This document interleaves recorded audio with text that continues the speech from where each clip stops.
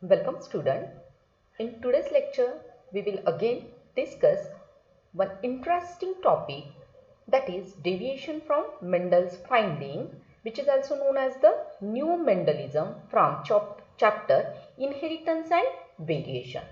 As we all knew that Gregor John Mendel, who is called as the father of genetics, he done an experiment with Pisum sativum, that is a garden pea plant.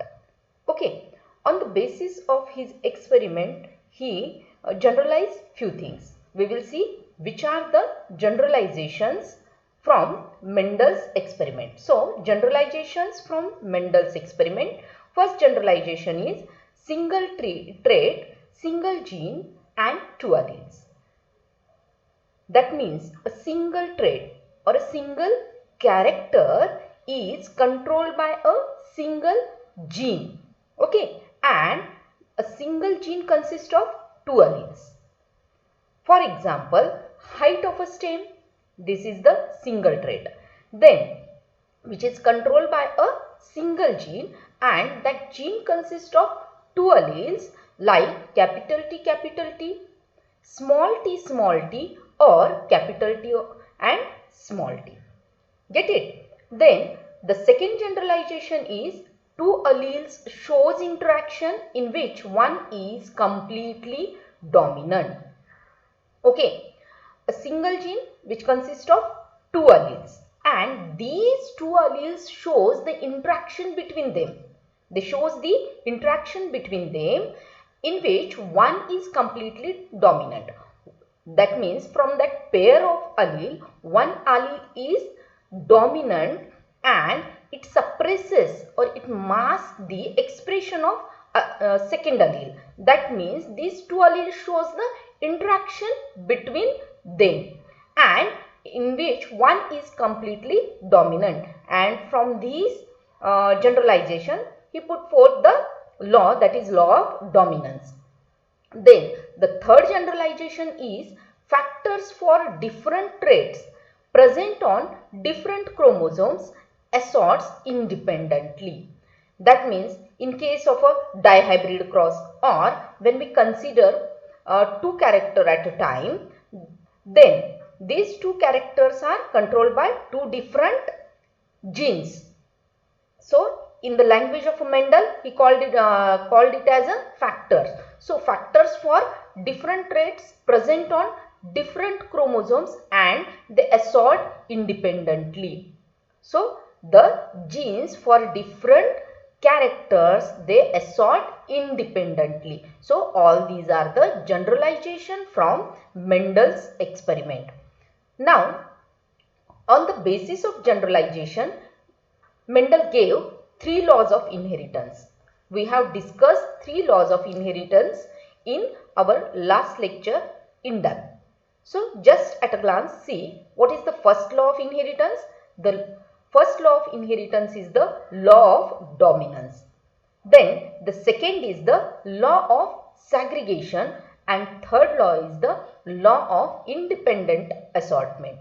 We knew that these two laws, that is law of dominance and law of segregation, were based on a monohybrid cross in which Mendel considered only one character at a time.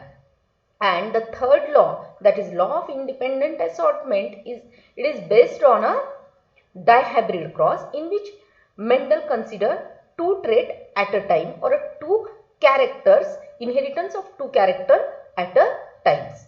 So in the next slide we will discuss about the monohybrid cross in a short way.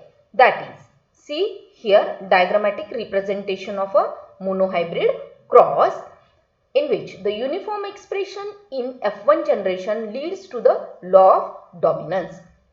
When Mendel crossed a tall plant with a dwarf plant, and in F1 generation what he found that all plants are tall. That means uniform expression. That means here only one character is expressed, that is the tallness is expressed in a F1 generation. Then The reappearance of a recessive trait in F2 generation leads to the law of segregation.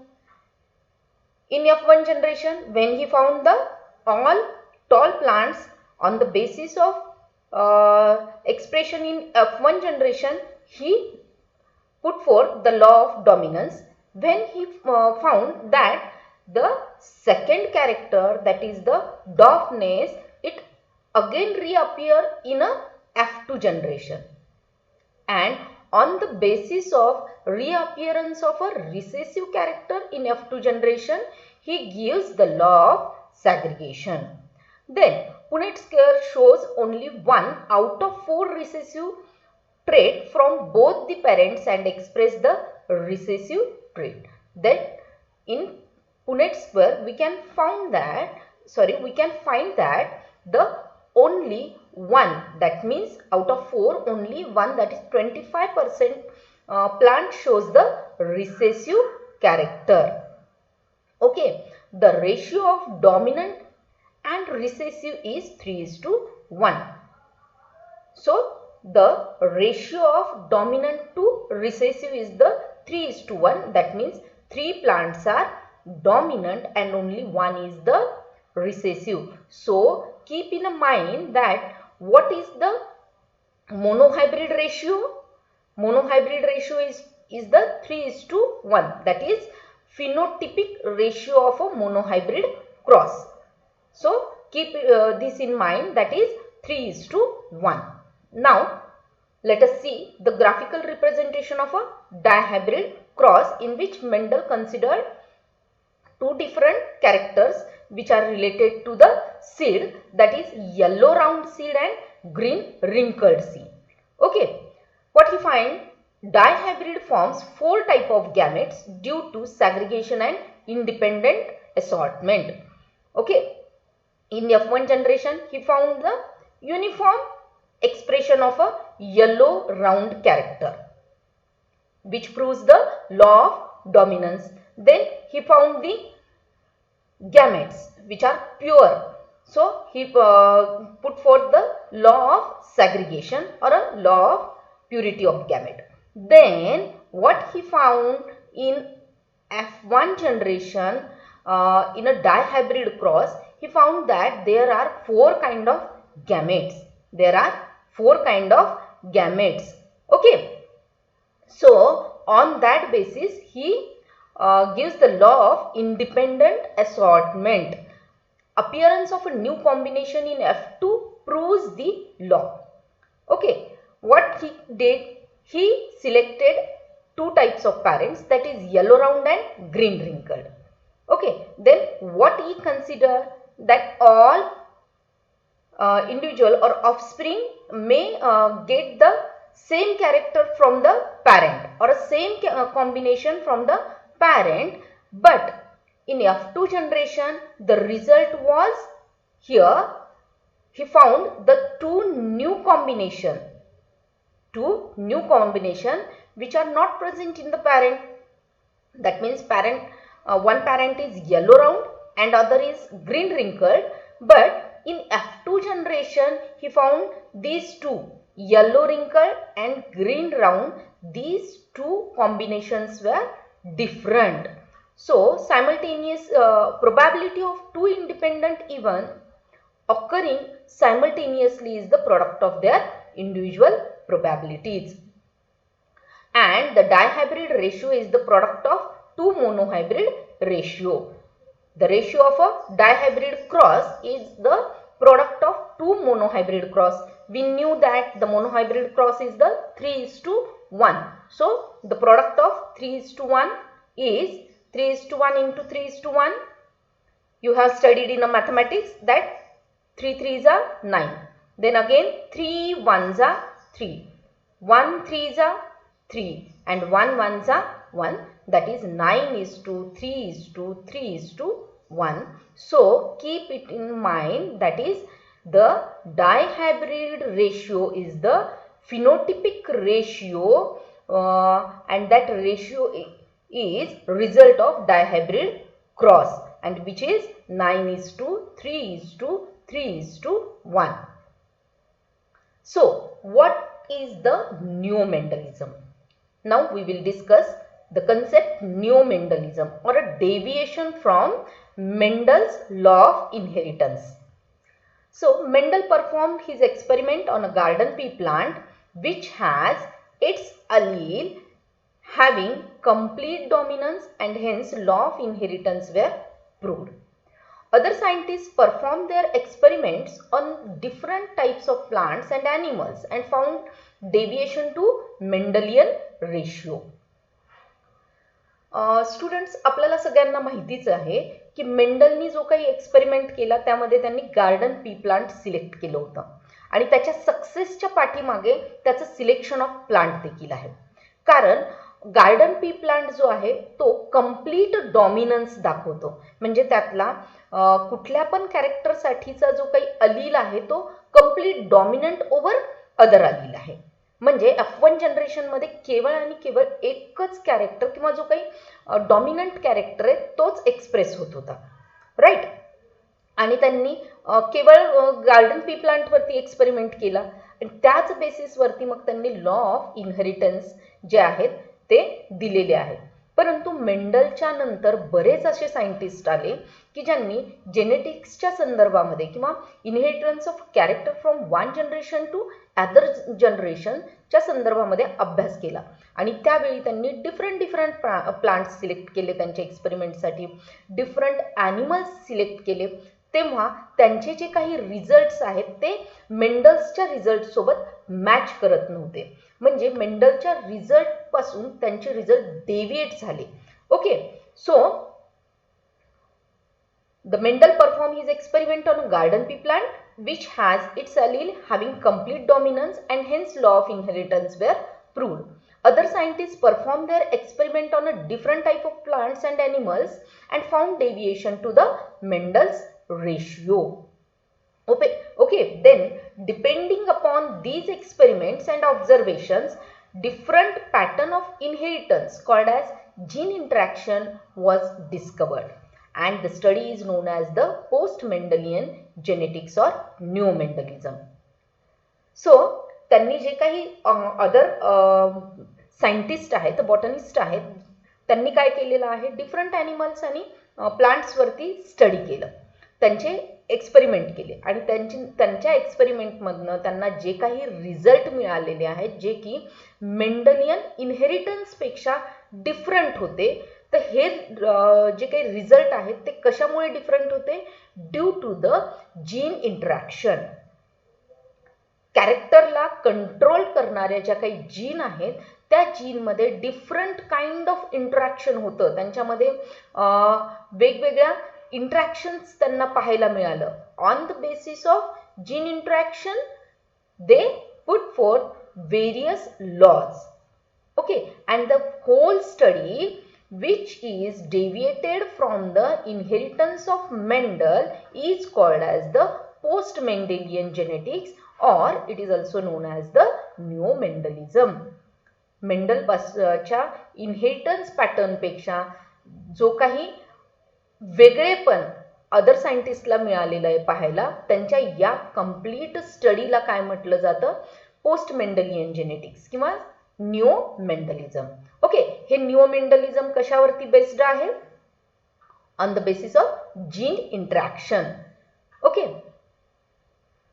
So there are two kind of gene interaction.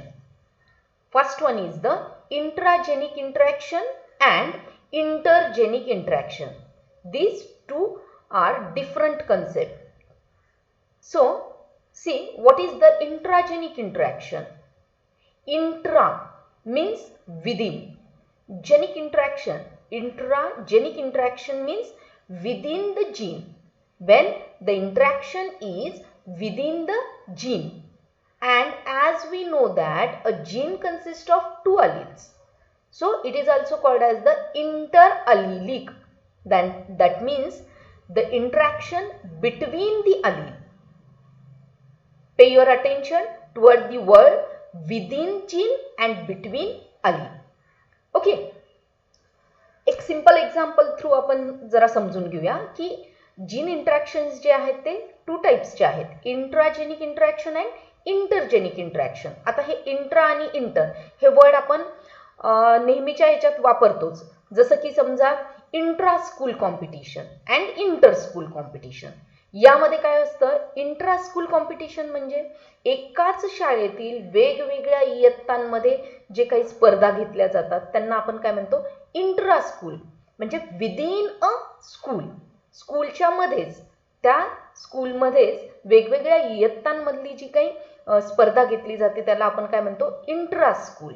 In the same way, when there is an interaction within the gene, when there is an interaction within the gene, that means within a single gene, त्या single gene मध्येच जेव्हा interaction होत असतं त्याला आपण intragenic interaction म्हणतो. आणि आपल्याला माहितीच आहे की एका जीनमध्ये 2 अलील्स असतात. So that interaction is between the alleles. त्या जीनमधल्या अलील्समध्ये जे इंटरॅक्शन होतं आणि त्याच्यामुळे आपल्याला जो काही डेव्हिएशन पाहायला मिळतं, मंडल्सच्या इनहेरिटन्स पॅटर्नपेक्षा वेगळे पॅटर्न्स पाहायला मिळतात, त्याला आपण काय म्हणतो, intragenic interaction or inter allelic interaction. So intragenic interactions are 3 kinds, that is incomplete dominance, codominance and multiple allele. Then the second type of interaction is the intergenic interaction. Intergenic interaction means between 2 genes, between the 2 genes which may be located on a same chromosome or a different chromosome. जेव्हा 2 वेगवेगळ्या jeans मध्ये interaction होतं त्या इंटरॅक्शनला आपण intergenic interaction म्हणतो. आणि त्याचमुळे आपण त्याला काय म्हणतो, non allelic. It is also called as the non allelic, कारण वेगवेगळ्या जीनमध्ये इंटरॅक्शन होतंय. ओके, म्हणजे एकाच जीनच्या अलीलमध्ये इंटरॅक्शन होत नाहीये, त्याच्यामुळेच ह्याला इथे काय म्हणतो आपण, नॉन ॲलेलिक. नाव on the basis of intergenic interaction we can find the pleiotropy, polygenes, epistasis, supplementary gene and complementary gene. Now we will see what is the intragenic interaction, or we will see the definition of a intragenic interaction or a interallelic interaction. Intragenic interaction, also called as the interallelic interaction, is a type of a gene interaction in which the alleles of the same gene interact with each other to deviate from the Mendelian inheritance pattern. Intragenic interaction मध्ये 2 alleles from a single gene, एकाच gene मधले 2 अलील एकमेकांसोबत अशा पद्धतीने interact होतात ज्यामुळे ते Mendelian inheritance pattern पेक्षा वेगळा पॅटर्न फॉलो करतात. That kind of interaction is called as the intragenic interaction, and examples are incomplete dominance, codominance and multiple allelism. ह्या कन्सेप्ट ज्या आहेत त्या आपण इन डिटेल पुढे अभ्यासणारच आहोत. जसं की इनकम्प्लीट डॉमिनन्स. इनकम्प्लीट डॉमिनन्स म्हणजे काय, की कुठलाही एक अलील जो आहे तो कंप्लीट डॉमिनंट नसतो दुसऱ्या अलीलवरती. म्हणजे जसं पी प्लांटमध्ये पाहिलं की हाईट ऑफ अ स्टेम, त्याच्यामध्ये टॉलनेस साठीचा जो अलील आहे which is completely dominant over a recessive allele. So in a F1 generation we found all plants are tall, but in case of incomplete dominance we found the intermediate character. We found the intermediate character in a F1 generation. The classical example of incomplete dominance is a 4 o'clock plant in which red color and white color. So when there is a cross between a red color flower plant and white color flower plant, in F1 generation we found the pink color flower. That means the pink color which is an intermediate between red and white. So this is the incomplete dominance. Then again we will discuss about the codominance. That means both the alleles are express themselves equally and independently. The classical example of the codominance is the coat color in a cattle. Then we will discuss about the multiple allelism which is found in a human blood group. Okay, we discuss all these things in detail in next lecture. Next is the intergenic interaction. Now, what is the intergenic interaction or non-allelic interaction? The intergenic interaction is also called as non-allelic interaction. In intergenic interaction occurs between the alleles of different genes located on the same or a different chromosome. Okay, intergenic interaction लाच आपण काय म्हणतो non अलिलिक interaction आणि हे interaction कुणामध्ये घडून येते तर हे different gene that means the interaction between different allele which are located on a same chromosome or a different chromosome. लक्षात येत आहे intergenic interaction occurs between the alleles of different gene. Okay, different genes साठीचे J alleles आहेत त्या alleles मध्ये जेव्हा interaction होतं त्या इंटरॅक्शनला आपण काय म्हणतो intergenic interaction or a non-allelic interaction. And the examples of intergenic interaction or non-allelic interactions are pleiotropy, polygenes, epistasis, supplementary and complementary genes, etc. Okay, thank you.